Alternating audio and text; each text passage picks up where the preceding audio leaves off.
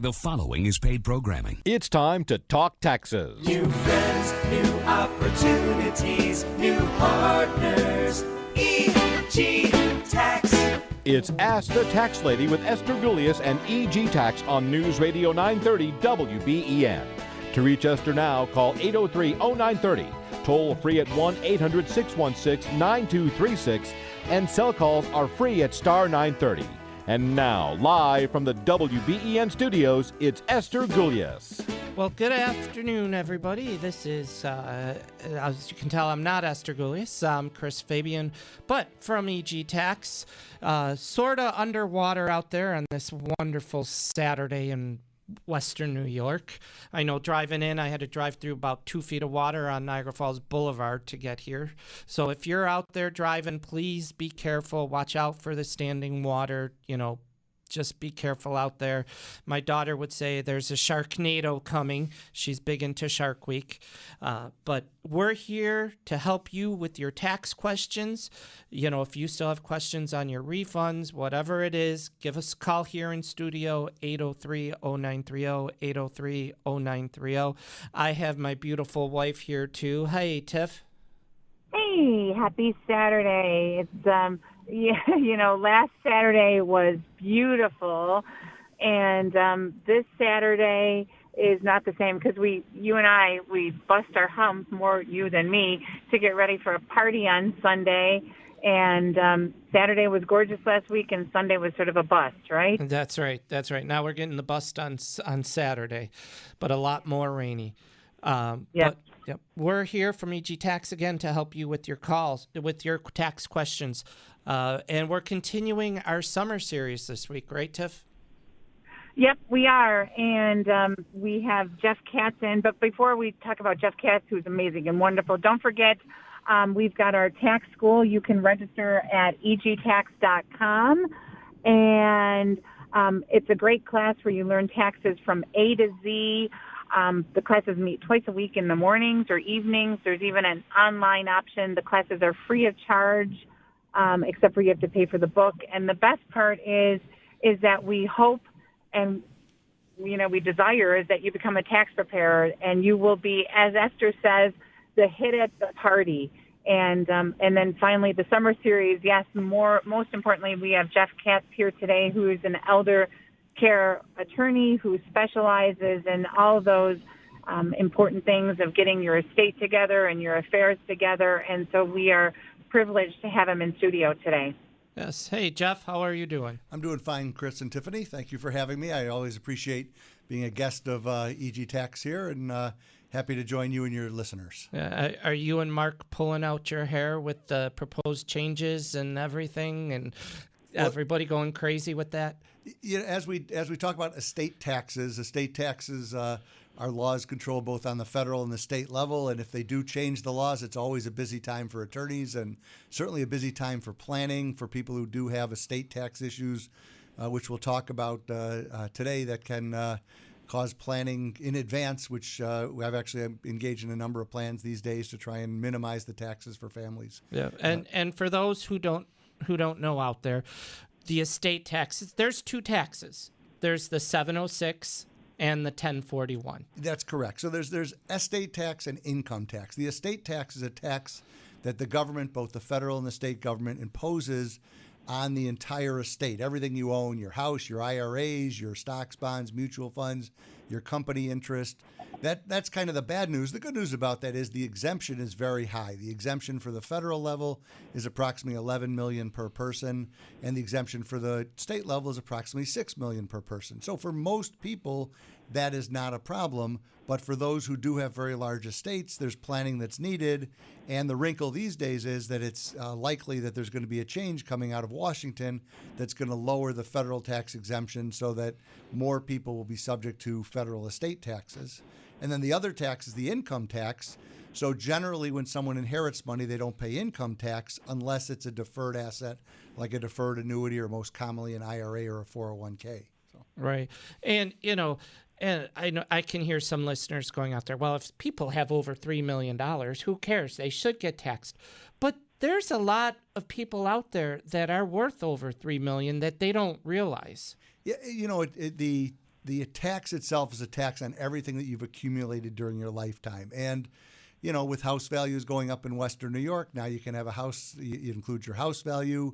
It would include life insurance you own, IRAs, 401k, stocks, bonds. So if it does reach into that threshold, then you will pay. The problem is you will pay a very significant percentage of that to the government. And I believe the IRS starts off at 45%, right? It's an approximate number. That's a good number, and I'm sure it's a shocker to those who aren't paying attention to it or haven't thought about it before, that you could end up paying 45% of what you've accumulated during your lifetime to either the federal government or a percentage to the state. That's the new proposed amount, right, Chris? Right. Yep. The old amount is $11 million. Yeah. So the old threshold, which really does not affect all that many people, was approximately $11 million per person, and for a married couple, then doubles that with what's called portability up to a very high number of almost $24 million. So certainly most people don't, but if the government does change it, it will affect more and more people. When I started doing this more than 30 years ago, the state exemption was $108,000 and the federal government was $600,000. So New York State, we were filing estate tax returns all the time. So it's very good the government has pushed the limits up higher, and they should certainly stay higher, in my opinion. So. Right, but as an example, we'll say somebody passes away, they're worth $5 million. Right now, they pay no tax federal, no tax state. You are correct. If they go down to $3 million, that means the estate's going to get on $2 million, pay taxes at roughly 45%. So you're looking $900,000 in taxes. If the exemptions change, that's exactly what happens, because it changes from so a $5 million estate today is zero. They move the estate exemptions lower than that, it will pay the tax.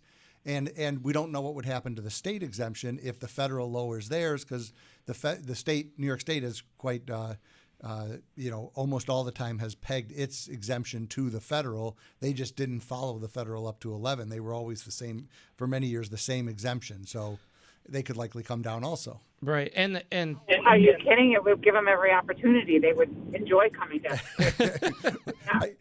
Tiffany, you're probably thinking like somebody in Albany, exactly. So. Right. We're going to take a break soon, but the difference between the federal and the New York exemption for taxes, yes, we know $11 million, $6 million, but the IRS gives you that first $11 million tax-free. Correct. What your educated question is referring to is New York State has what's called a cliff, which means if you have a New York State taxable estate, you go off a cliff and it goes back to $1 million in terms of where your tax starts. So you actually end up getting penalized the minute you go over that exemption pretty severely. So it's also quite candidly a penalty for being a New York State resident. But if you have over $6 million, most states, Florida, Arizona, they don't have any estate tax, zero, no exemption, no estate tax period. So yeah, jeez. Okay, well. I'm Chris Fabian. We're here with Tiff Fabian, and special guest in studio is Jeffrey Katz, an elder care lawyer. You can hear he knows what he's talking about. If you have questions, give us a call in studio at 803-0930, 803-0930. Text in your questions at 716-803-0930. We're going to take a short break, and then we're going to get to Liz, John, and Marty on the other side. Thanks.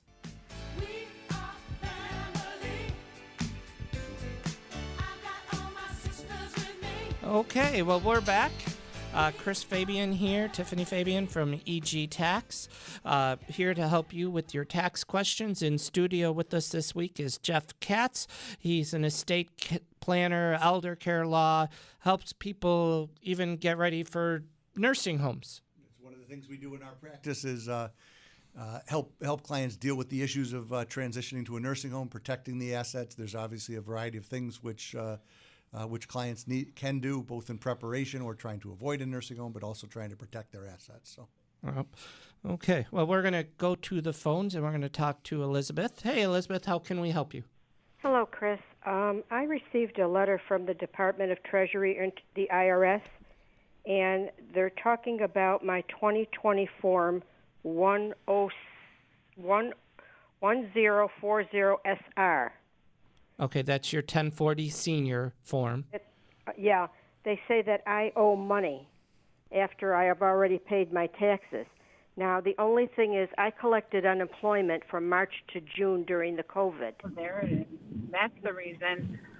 Yeah. That's the reason you don't really owe what's on that letter. It's just that the IRS is inundated with processing all the reductions in unemployment, the 10-2, and so the letter crossed in the mail. They're still processing it, and they sent out the letter before it was processed, right, Chris? That's what I would exactly say it is, too.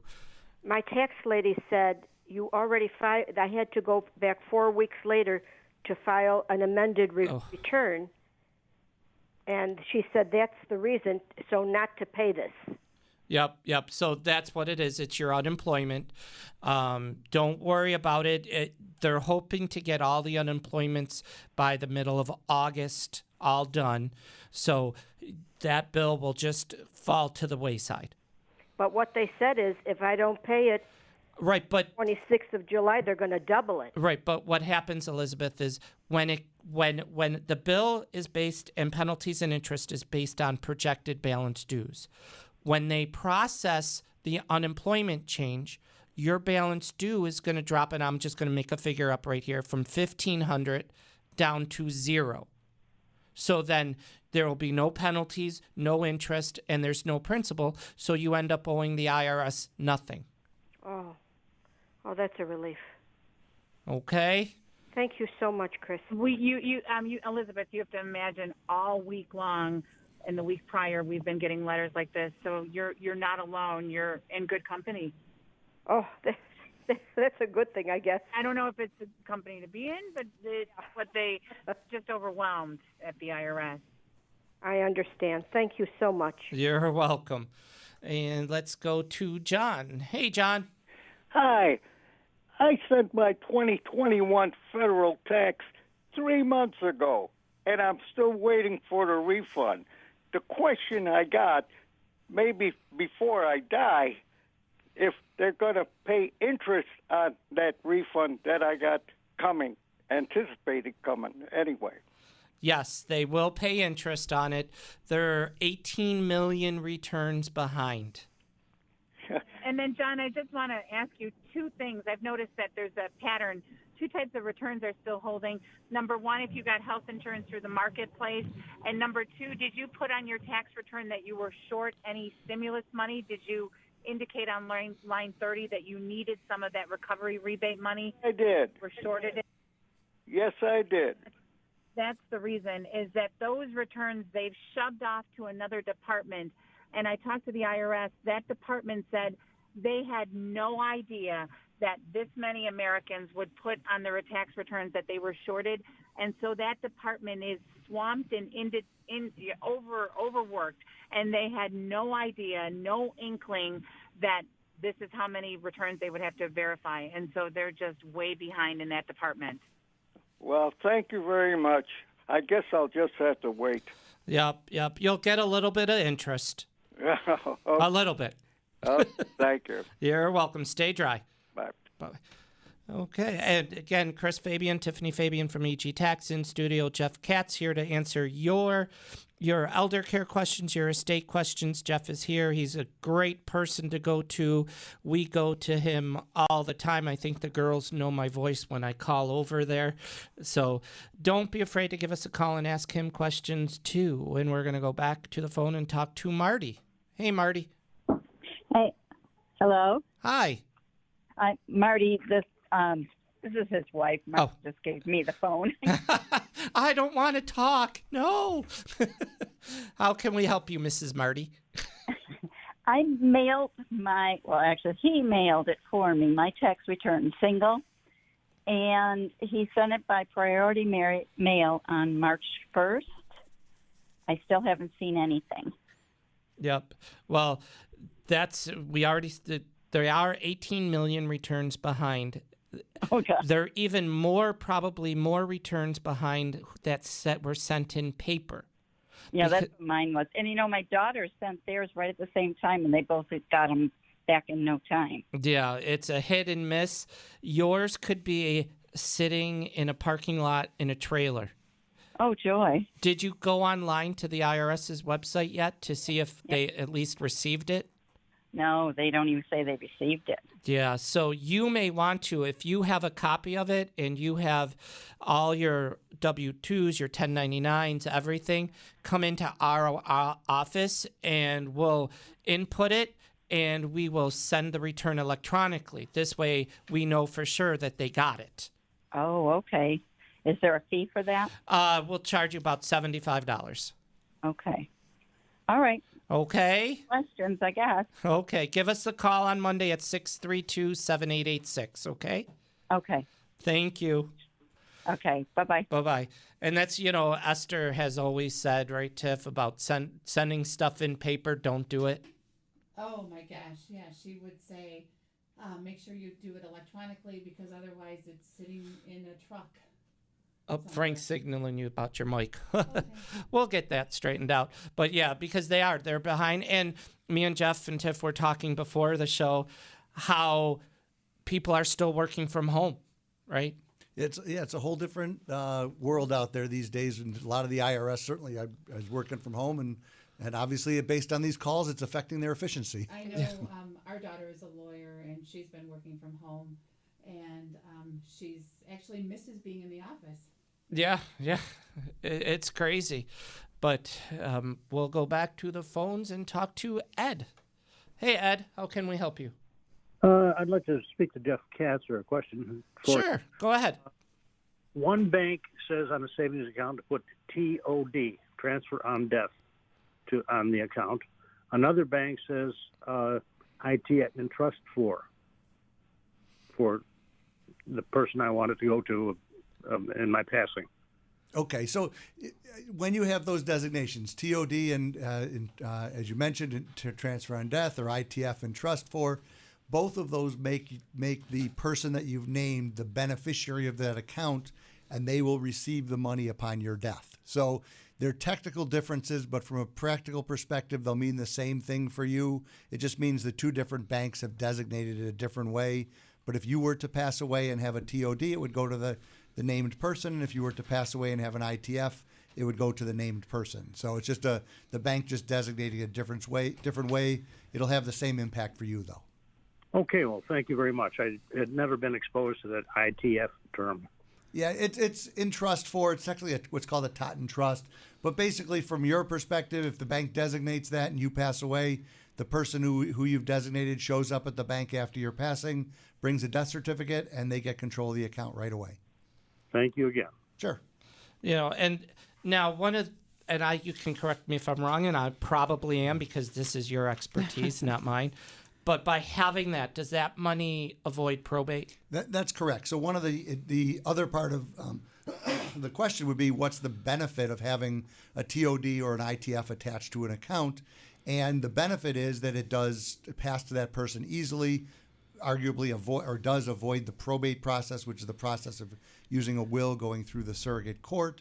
So the reason that the caller probably designated the TOD and the ITF to the accounts was to make it easy for his beneficiary to get the money.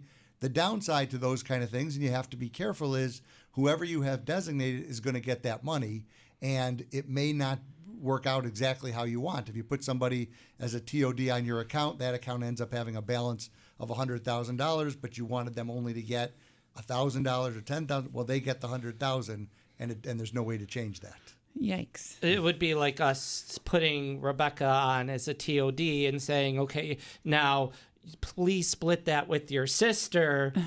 And it's up to her if she actually splits it. And your example is a perfect one. It's not uncommon for a family to put one child as an ITF or a TOD on the account, or maybe even as a joint owner of an account, because a joint owner has the same impact. If you jointly own a bank account upon passing, it goes to that joint owner. And if you've asked them to split it up, they may not do so. We've heard the stories, right, Chris? The stories that our clients have told about after person's passing and somebody was supposed to split something up and then they didn't, and then family members are hurt and they don't talk to each other anymore, and the story, it just unravels from there, right? It's true. And where that really all of these examples that you just said and lead us to is planning. You know, one of the things that I've spent my entire career doing is helping families plan to make sure they're not making what I would call a mistake or an inadvertent mistake with a joint owner in an account. You know, I saw a $500,000 bank account once that was joint with one person, and that was not the intent that person got the account. Yikes. And worst case scenario, then they end up in court and the families are fighting, and that costs money and time and a lot of money and a lot of time. Yeah. And made that get resolved the way the person wanted. Good, effective planning will make sure it's done right. Oh, I had a client tell me their brother ran off with $30,000 of the father's because he didn't want to split it between the two other brothers. That's not even a lot of money. And that's not a lot of money. Yeah. So. And then they'll never talk to each other again. Which is, the worst of all of it. Yep. And that was probably what the father wanted to avoid. Yep. And it's Chris Fabian, Tiffany Fabian from EG Tax here in studio with Jeff Katz. Get your questions ready for the other side. We're going to talk to Larry and Dolores. 63 that's our office number, 632-7886. But here in studio, 803-0930, 803-0930. We'll catch you on the other side of the news.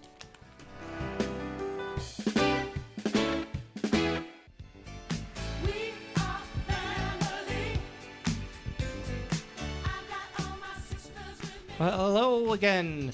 Hope everybody's staying dry, staying safe out there, especially if you're driving in this rain.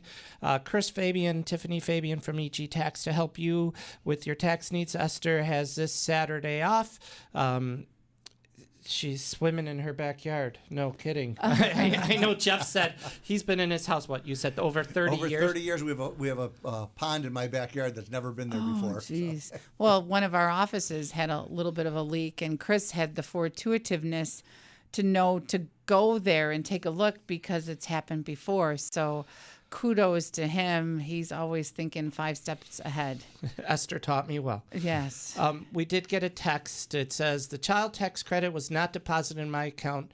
Should I be concerned? Is it possible it may be deposited next week or maybe receive a paper check? The IRS took out their money I owed them in April, so they have my bank account. But so, Chris, I think that my thinking is correct. So that sounds like they owed money, so there was no bank account information entered, so they probably had to go to IRS.gov. Yeah, it was entered, but they only look for direct deposits, not direct debits. So you're going to get a check mailed this week coming up. Yeah, you'll get a check this week. If you want to switch to direct deposit, you got to go to www.irs.gov, click on the child tax credit, the mom and the baby, and then you can create an account and enter your bank information, and you'll get a direct deposit. Very good question. Really good question. Yep. That happened with the stimulus, is that people were like, but they were direct depositing my Social Security, but somehow they had their hands full, the IRS, right? Yep. They were, and they still do. Yeah, they really have a lot going on. So next week, and then Chris is right, go to irs.gov and change that. So going forward, it'll be in your account. And then make sure that you want the money to go in your account, because you might want to make sure you're not holding the bag at the end of the year. If you didn't have a direct deposit and you moved, you got to go online and change your address, because IRS doesn't forward checks. It will get bounced back to the IRS, and that could cause a great big nightmare as it is, too. So as the spaghetti unravels, right? Yep, yes. Yep. So we're going to go back to the phones. 803-0930. When somebody hangs up, it's your cue to give us a call. 803-0930, and we're going to talk to Dolores. Hey, Dolores. Hi, how are you? Thank you for being there on a wet, rainy day. Anything for you, dear.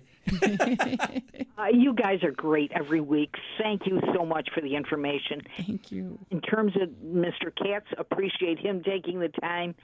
And I hope Esther I hope she knows how to swim. She's a really good swimmer, and she's a good boat captain. You can imagine that. I was just telling somebody today that she drives a boat better than many other people. She's just a jack of all trades. Sure.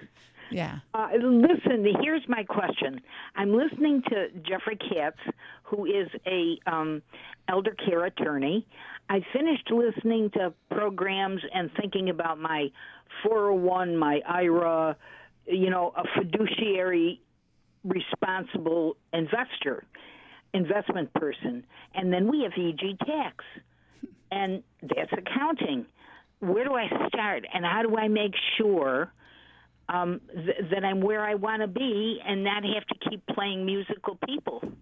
Well, Dolores, that's a really good question. There's really, I think, a distinct responsibilities. An estate planning attorney like myself, our job is to make sure that your plan is in place so that for the rest of your lifetime, your assets will go the way that you want them to in terms of upon your death or if you were to become incapacitated. The folks at EG Tax, Chris and Tiffany, and of course Esther and their team, they do the accounting. Their job is to make sure that the tax returns are filed appropriately. And then, there could be a financial advisor whose job is going to be to help you with determining where the money should be invested and so forth.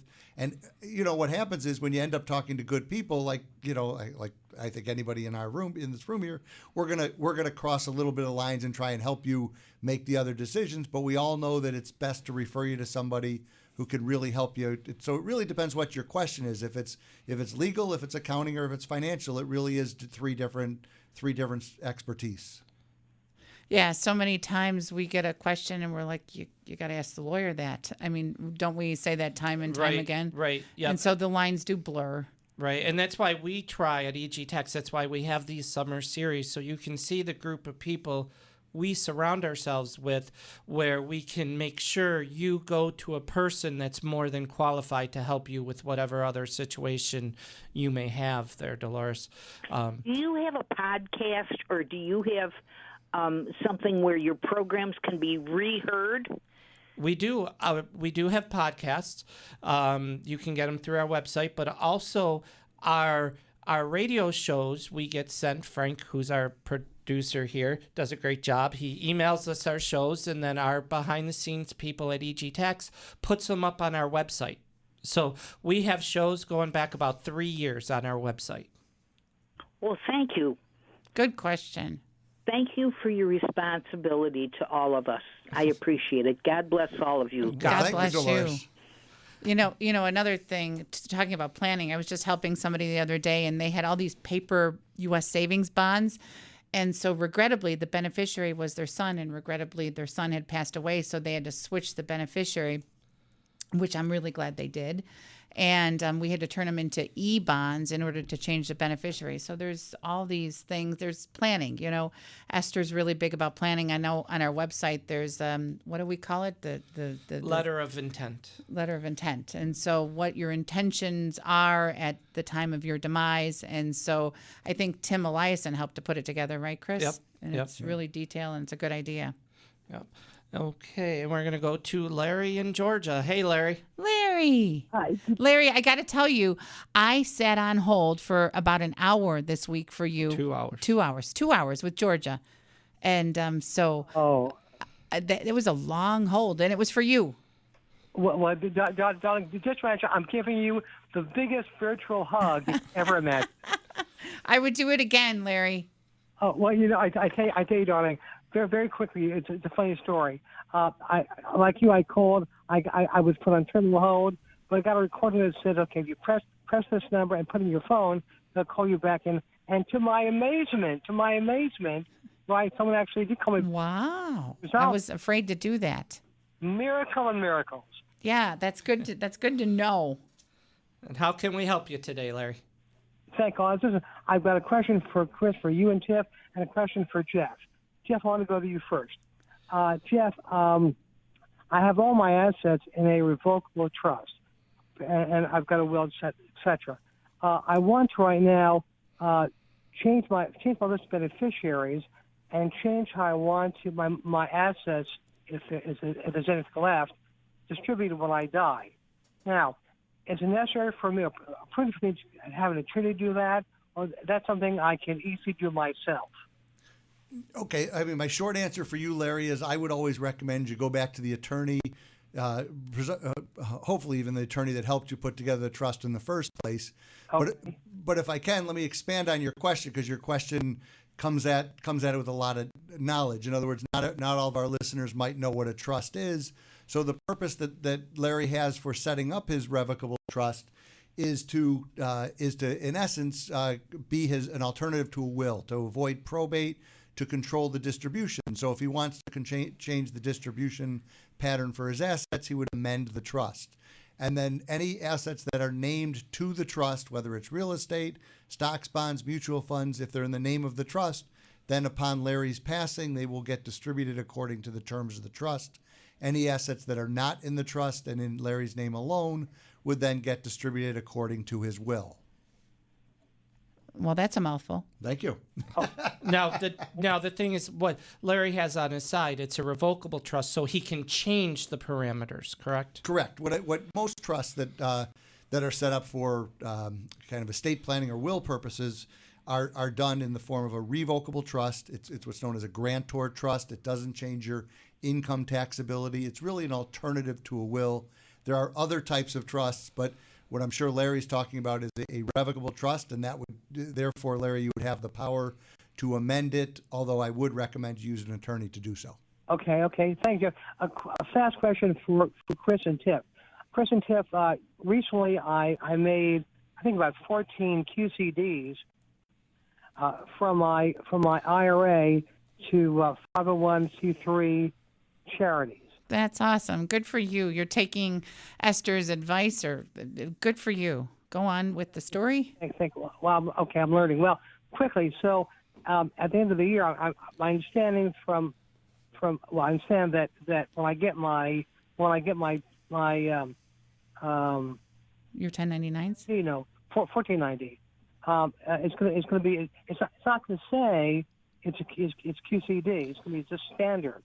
So when it comes to ready for me to do my taxes, how will we note that on the tax return that it was a QCD to a 501c3 charity? Good question. That's when you have to, when you send me your stuff, Larry, you have to say, now this much money out of my IRAs were QCDs, so then I can input it, so then you don't pay tax on it. Yeah, and it's going to be coded in box 7. As a 7. As a 7. Oh, it does. I thought it was coded differently. Nope, it's coded as 7. He's got to mention it to us. The taxable amount may be blank, and that might be a way to determine it. It depends on the financial place. Chris, Tiff, Jeff, thank you so much. And thank you to you. Have a good day. I hope it's not raining in Georgia. Darling, every day is a blessing in Georgia. That's true. Have a good one, Larry. Bye-bye, y'all. Bye-bye. And let's see, before we go to break, we got another text. You mentioned POD accounts going directly to beneficiaries, but possibly not the intention of the deceased person. How do you determine that is not their intention? Well, that's when I was saying that, a POD, we presume would be their intention. They've added somebody's name to the account with a TOD or POD, payable on death. If they did not do it the right way, it may miss what their plan was. It may miss their intention. So, because there is once the person's passed away, there's no way of changing it, and there's no way of knowing what their actual intention was. Yeah, and that's one thing we want people to really understand today. Intentions are great, but until it's written down, it's not the law. It has to be written. It has to be written the right way in order for it to be carried forward. Exactly. Right. So if you're out there and you have your 401k or an IRA and your beneficiary was your spouse, change it. If your spouse passed away, if it was your parents and you remarried, because otherwise that one with the spouse passed away, it would go to probate, right? It has the potential to go to really what we're talking about, not what your intention is. And that's really what the whole thing would come back to. You got to make sure you plan the right way. You got to review. I would recommend to everybody that they review the beneficiary designations on their 401k or IRAs on a regular basis to make sure that it does satisfy what their intention really is. I mean, I think before the show, you mentioned that you had to go to court to try to prove somebody's intention because they never put their wife of 40 years down as the beneficiary. Correct. There's terrible cases where the person passed away and the beneficiary of a life insurance policy was the mother, and they since got married and had kids, and clearly was not what their intention was. Mom does not have to give that money back in that situation. You'd always hope she would. Or that you didn't put your spouse as a beneficiary on an IRA after you got married and you still had mom or nobody on there. And all of these issues can lead to real legal problems, legal quagmires. No, I mean, if we're learning one thing today, we want to make sure we don't have that situation. So. That's right. That's right. Okay, Chris Fabian, Tiffany Fabian from EG Tax, Jeff Katz from Katz and Berry. We're here for another 15 minutes to answer your question. Before the break, Jeff, why don't you shoot your phone number up really quick? Our number at the office is 633-3363. Thanks. Thank you, and we'll catch you on the other side.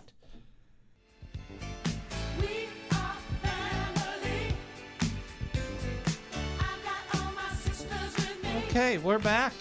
EG Tax final segment. Answer your tax questions, your estate questions, elder care law questions. Because we got Jeff Katz from Katz and Berry, and like he said before the break, his number at the office is 633-3363. I know you have that one memorized. I have that one memorized. I do. So, but we're going to go right back to the phones, and I believe it's Marie from Tonawanda. Hey, Marie. Hello? Want to put her on hold and see if she comes back to life? Yeah. Okay, so we're going to go to Richard. Hey, Rich. Hello. My problem is I'm worried about I have no long-term care, and if I happen to have to go in a nursing home or my wife, you don't want to lose all your retirement money or your house to them, and I don't really know how you protect all that. Do you put your assets in your kid's name or put them in a trust, or I'm not sure how you do that.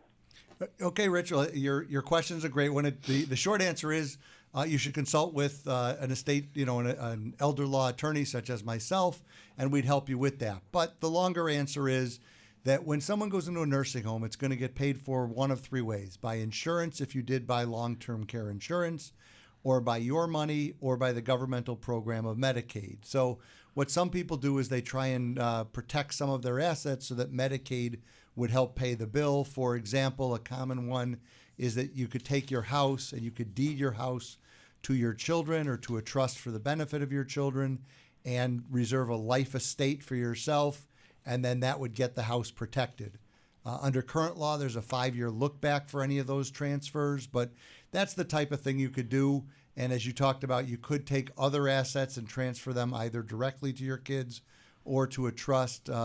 There really is no simple answer to the question. You do need it's individualized planning. You do need to sit down with somebody, but it is planning I would recommend if it is something that you are concerned about. And I know lots of our listeners are. I know that the folks at EG Tax and myself, we've been dealing with this issue for decades now together, and lots of clients are concerned about it.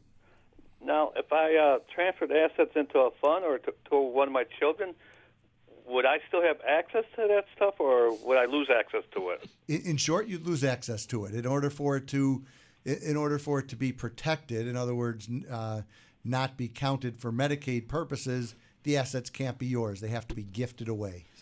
So once you did that, they wouldn't be yours no more. But what if he puts them into a trust? If you put it into a trust, it has to be a properly written trust, and you could have some benefits such as income. But you do have to give up control of the assets. Somebody else has to be the trustee. The easiest asset to protect is your house, because you can always transfer your house and keep a life estate, which is life ownership, meaning you could live there and nobody could ever kick you out. So that's the easiest asset to protect. Once we move away from the trust, it gets trickier, or from the house, it gets trickier to protect other assets, but you certainly can do it. But Rich, you are correct. You will lose control. Okay. All right. Thank you. You're welcome. And one of the big things he's got to remember, do it while you're young. When I mean young, 5-year look back. Because of that 5-year look. But don't wait till you're 85 and go, oh, crap, I got to start doing this. That's correct. People come to my office all the time. I had a woman 90 years old in my office this week asking the same questions. Certainly, this is something that you should be thinking about when you are younger, in anticipation. If it's something you're concerned about, certainly with the house and the other assets that you might want to protect, because we do have a 5-year look back, and we can't get around that. Yep. Okay, and we're going to go to Jerry in Alden. Hey, Jerry. Hi. I've got a question for both of you. First, well, not a question, a comment for Tiffany. My daughter in Virginia, who loves your service, is referring one of her friends. Oh, awesome. Thank you. It is my honor and my privilege. Thank you. Not a problem to do. This was a aspiring young lady that opened a LLC. LLC. Forgot to pay, I guess, didn't pay tax in the first year. Yeah, So- sort of my specialty is helping Helping people, who owe back monies or, and trying to sort out the problems that happened a year or so before so we can find a way to legally fix it. Second is for Jeff Katz. On a trust, now, a friend of mine is living off a family trust from his mother and has really been pushing to put assets I have into some of them into a trust. But what I don't understand is, from what you said, it sounds like a lot of the trusts disperse of the asset upon the death to the people in the trust. But what if you want the trust to continue and pay dividends or whatever income to the people you've left in the trust? Yeah, there's certainly a trust can be written in short almost any way that you want it to. So if your goal is to set up a trust so that it will pay income or income only to your beneficiaries for a period of years or even for their lifetime, you can certainly do that. It's very common for people to set up a trust for the benefit of their children, that they wouldn't get the trust assets until they reached a certain age, say 35 or 40. Or if you wanted the trust income to go to friends or family for a period of years and then the remainder to go to charity, the trust can say basically, Jerry, anything you want it to. So again, if you do have a desire to leave money to people but not leave it to them outright, then a trust is certainly the best vehicle to do that. When you have it in the trust, you have to have designate someone as manage that trust after your death, I guess. Yeah, that's correct. That position is the trustee, and it's in some ways people know the term executor, which is under a will. A trustee is similar, analogous to an executor. So it has to be somebody you trust, somebody who you're going to give a job to. So if you were going to give a sort of a generational trust where you wanted the money to go to people for a period of time. So let's say I wanted to give money to my niece Maddie for a period of years. I could appoint her father to be the trustee of that, and he would control it, give her the money for a period of years, and then after that period, then the money would be distributed by him as the trustee according to my wishes. Okay, and who is responsible? This was a question that occurred to me. In a trust like that, and you make somebody the trustee, is he the one that has to take care of I'm assuming there's going to be some tax liability issues, and there's going to be some. Yeah, the trustee would have full responsibility for both management of the trust in terms of investing the assets, and certainly responsibility to file the appropriate tax returns, make sure the taxes are paid. Basically, the trustee has a job that you've given them to manage that trust for the period where they are the trustee. So basically, you got to make sure the trustee is trustworthy. Absolutely. So if you have a house in that trust, that trustee would have to pay the taxes and the mortgage. The trust would own the house, and the trustee would be responsible for taking care of the house and paying all the bills. Correct. Okay. What typically do people put in a trust, like a house, a standard IRA? Yeah, Jerry, I don't want to cut you short. I want to get to Mike and Pep. Why don't you give Jeff a call during the week at 6? That was a question I had. Yeah, 633-3363, and he'll be more than glad to take more time with you and go into detail with your questions, okay? Thank you. Happy You're to help, welcome. Jerry. And we're going to go to Mike from Wheatfield. Hey, Mike. Yes, if you have bank accounts, say one labeled John and Mary, and the other one John or Mary, and say John dies and the will is probated, will both of those accounts be frozen, or can Mary get into the account that says John or Mary? Both those accounts, from the description you said, should be accounts that are joint tenants with rights of survivorship. That's the way, any way they've set up a joint account at the bank. So the other person, Mary, should be able to get into those accounts right away, should not be frozen, and would not have to go through probate. Yeah, because how long does probate? Because my father-in-law died, and it's been over a year, and you can't get into the account. Yeah, probate is the term for when a will goes to the court in order to be probated, to be validated. So there's really not a time frame associated with that, and it certainly should not be a year that they would lose access. So that doesn't sound right to me. The COVID thing too. Yeah, but they should be able to get access certainly within that. In New York State, an estate has to stay open for 7 months to allow creditors. That's the creditor time period. But you could have access to the assets much sooner than that. So if my wife and I labeled it, myself and her, then if one of us dies, the other should be able to get into the account. Absolutely, without anything being frozen immediately. Yes. Okay, thank you. You're welcome. Thank you, sir. Good And question. we're going to go to another Mike, but this time from Hamburg. Hello. Hey, I have a question about a sale of a house. Can you hear me okay? Yes, sir. My father passed away 30 years ago, and he left his house to me and my older sister. My sister passed away a year ago, and I plan on selling the house this year. So what do I need to do? Do I need to see somebody when I file my taxes next year, or Yeah, we're running out of time here to go into this, but what I would say is call me or Tiff on Monday or Tuesday at 632-7886 because we got to find out when Dad died. Did he put the house before he died, after he died? So there's a lot of questions. So call us in our office on Monday or Tuesday, okay? And what was your name again? My name is Chris. Oh, Chris. Okay. Okay, and we'll go right over the phone and we'll figure this whole thing out for you. So call 632-7886. Okay, thank you. Thank you. Okay, well, Chris Fabian, Tiffany Fabian from EG Tax, it's been a great hour. Thank you, Mr. Katz, for coming on. I know you're going to say I'm not Mr. Katz. It was my dad. But you can see Jeff is a great asset to have. If you guys have questions during the week for Jeff, 633-3363. Our office number is 632-7886. We'd love to hear from you. Until next Saturday, we'll see you then. Hopefully the sun will be shining.